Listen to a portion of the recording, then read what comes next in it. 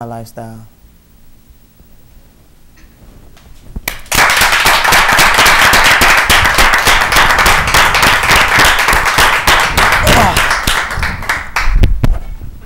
My name is Gina Brown, and I actually have two questions. And just to kind of piggyback on the previous person that asked the question in regard to your children, Zoe, I would like to know if you feel in some way that your lifestyle in front of your children that you live with your partner, do you feel that it's in some way it may influence the lifestyle that they choose, whether they choose to have a heterosexual relationship or a homosexual relationship, because this is what they have seen all of their lives? Well, I've thought about it, but I wouldn't say that it would influence it because I wasn't raised, by gay parents. And, look at me. I had a dad, I had a stepfather and that raised me, and, my mom. So I really wouldn't say that that would influence them, but in a way it probably could. But what I do, I just instill into them, it's not something, that's acceptable by God, and it's not going to be acceptable by society. But, if this would be your choice, then, I would just have to actually treat you the same way, as my mom and my family treated me. You're still going to be my child, if this is what you decide to do. But, I'm not going to be against it. I probably, I wouldn't like it, but only, to the point that I would actually just want them to get out there and experience life, opposite of what I've been doing. I would actually want them to do it as if they didn't see me doing it. I would actually want it to be a choice, of their own. So I would say that it probably could influence them, but I would say it's based on how the parents actually instill that type of knowledge in their children, to know, don't do this because this is what you see me doing. Don't think that just because it's working out for me, that it'll work out for you. Just, do it if that's something that you really, really want to do. Okay, fair enough. My second question would be, seemingly there seems to be just an astounding amount of success in the gay community, and oftentimes we see very successful people, with business people, just they seem to have the magic recipe to success, and they have a very strong support system. I mean, I know gay people, and they stick together, they support one another. What would be that magnet in the gay community that seems to help one another, that although they may have heterosexual relationships, as far as friendships, should I say, not relationships, but they don't stick and support them like they would their gay counterparts? So what is that magnet that says, when you're down, I'm going to pick you up? If you need a job, we have your back. If you need, it's just an incredible amount of support and climbing up the ladder that we see in the gay community. Can either of you or both of you answer that and kind of explain what may be the thing in that?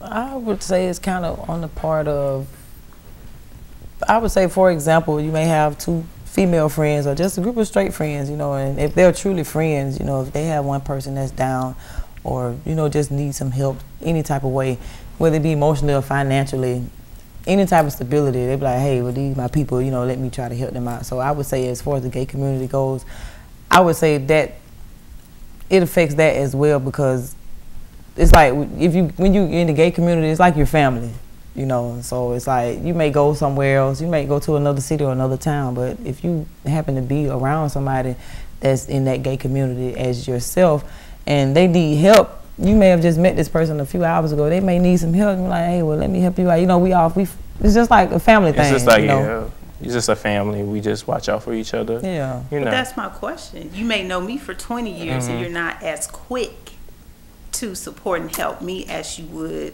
someone that, as you said, you just met them a few hours ago, but you're in that community, and because I'm just as good as a friend. You understand what I'm saying? Because when you look at another gay person and you see when they down, you probably, I know for me, I see myself when I was down, and I have no one to help me, until I met another gay person, which is my best friend. And we've been best friends for like 6 years.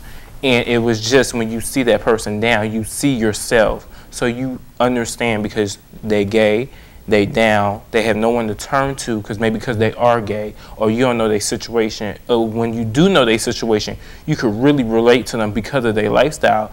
It just brings you a little bit more closer, or make you want to help them out more than you would help out a heterosexual person. Because we have more of a relation, a bond, because we probably understand what they went through and stuff. Sometimes you could just look in their eyes and you could see the same pain, sadness, or tears that you went through a few years ago. So that's where it comes from for me. That's why I help out. And sometimes we go through more of a struggle too. That's good.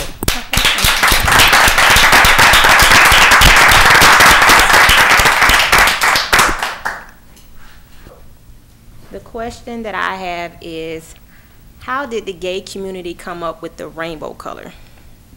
What does that stand for? That's a good question. That is a good question. I have no idea. Excellent question. Excellent thought. Okay. And my last question, I know earlier you guys were talking about how gay lesbians dress.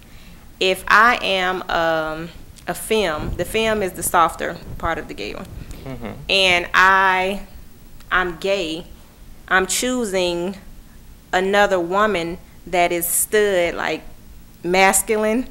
Why not just go for a man? Because if you go for a man, you'll be getting just that, a man. You know, she may be looking for something different that he doesn't have, that the female does have.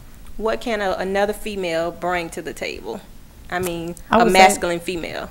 I would say financially, she probably could bring the same thing because they both may be making money. So I would say it can go on that level.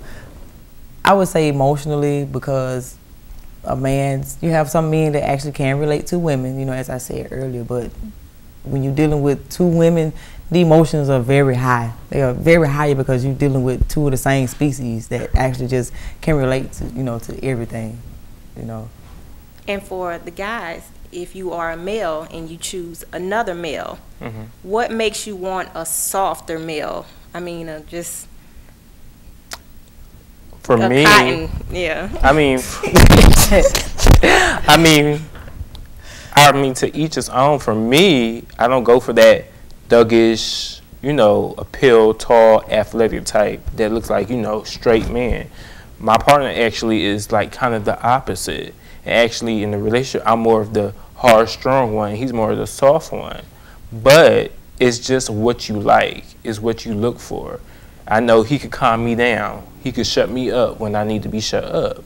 He could put me in my place when I'm wrong. But when you look at him, he's not the aggressive one.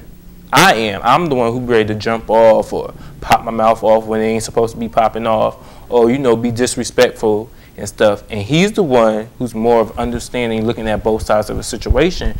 But in our relationship, he wears the pants. But from outside, people looking into our relationship, you would think I'm the one who wears the pants, but it's really him. So you don't wear the pants? I really don't. He controls things, you see. So what do you wear?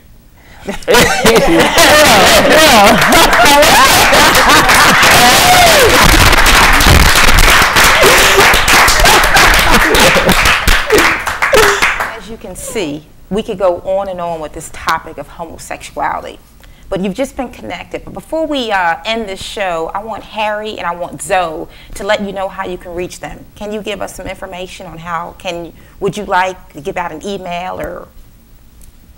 You can check me out on Facebook, Fradelska Zoe.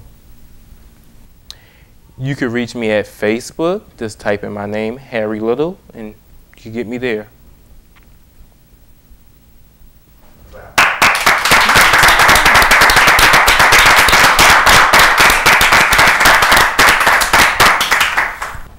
Once again, you've just been connected. Thank you so much for tuning in to the Mills Connection Show.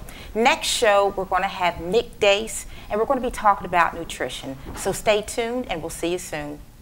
Thank you so much. Thank